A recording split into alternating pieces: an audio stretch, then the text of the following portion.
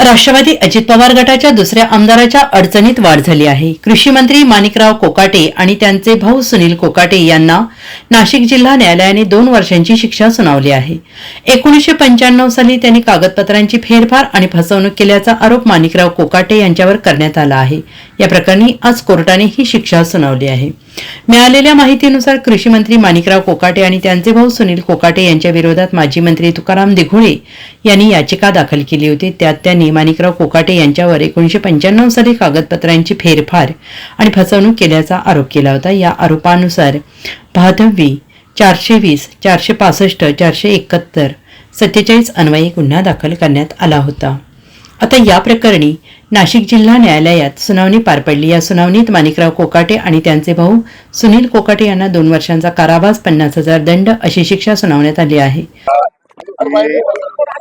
ही राजकीय केस होती। गेल्या 30 वर्षापूर्वी ही केस रजिस्टर झालेली आहे। त्यावेळेस दिघोळे साहेब राज्यमंत्री होते। माझा आणि दिघोळे साहेबांचं राजकीय वैर होतं आणि त्या वैरत्वापोटी त्यांनी सरकारला सांगून माझ्यावरती ही केस केलेली होती। त्या केसचा निकाल 30 वर्षानंतर आज पहिल्यांदा लागलेला आहे।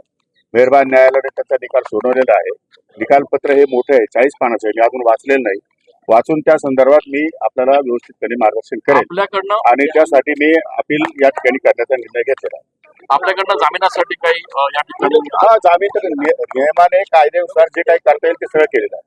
साहेब, पण जे सरकारी पक्ष होते त्यांचं असं म्हणणं होतं की आपण उत्पन्न कमी दाखवलं आणि सरकारचे सदनिका ह्या लाटल्यात आणि जे 4 फ्लॅट घेतलेले होते त्यापैकी 4 आपण आणि आपल्या भावाने त्या संदर्भात मी अजून जजमेंट वाचलेलं नाही। सरकार वकिलांचं काय म्हणणं आहे तेही मला माहिती नाही। मी जजमेंट वाचलेलं नाही आणि ते जजमेंट वाचलं की मी तुम्हाला त्याच्यावरती सविस्तर या ठिकाणी देऊ शकतो। पण आपल्या शिक्षेची जी आता हे सगळं प्रकरण समोर आल्यानंतर आता राजीनाम्याची मागणी देखील लगेच होऊ शकते ना। काय राजीनाम्याची मागणी होऊ शकते, पण त्यासाठी अपिलेट प्रोव्हिजन आहेत। राजकीय दृष्ट्या देशामध्ये अशा प्रकारचे अनेक निकाल झालेले आहेत आणि त्या दृष्टिकोनातून मी अपिलामध्ये जाणार आहे, हायकोर्टामध्ये जाणार आहे। त्यामुळे न्याय मागण्याचा अधिकार, जसा न्यायालयाला निकाल सोडवण्याचा अधिकार आहे तसा न्याय मागण्याचा अधिकार मला पण आहे एक नागरिक म्हणून। तेव्हा मी वरच्या कोर्टामध्ये न्याय मागणार। उपलब्ध झालेलं नाही ना हे कृषी मंत्री झाल्यानंतर। हे प्रकरण मुळात 30 वर्षापूर्वीच आहे। त्यामुळे आज झाले, ज्यावेळेस मी राजकारणात जस्ट प्रवेश केला होता, मी त्यावेळेस आमदार सुद्धा होतो की तुम्हाला माहित नाही। त्यामुळे तो काळ आणि आजचा काळच्या मध्ये फरक आहे। त्याच्यानंतरच्या काळामध्ये दिघोळेचे माझे संबंध सलोख्याचे पण निर्माण झाले, पण कायदेशीररित्या एखादी केस रजिस्टर झाल्यानंतर जो काही नियम असतो त्या नियमान्वये ती प्रोसेस होत असते। उशिरा प्रोसेस झाली, त्यामुळे आज निकाल लागलेला आहे। आज निकालामध्ये मेहरबान न्यायालयाने जो काही शिक्षा सुनावली त्या संदर्भात रीतसर या ठिकाणी जामीन घेतलेला आहे आणि आपल्याला या ठिकाणी जाणार।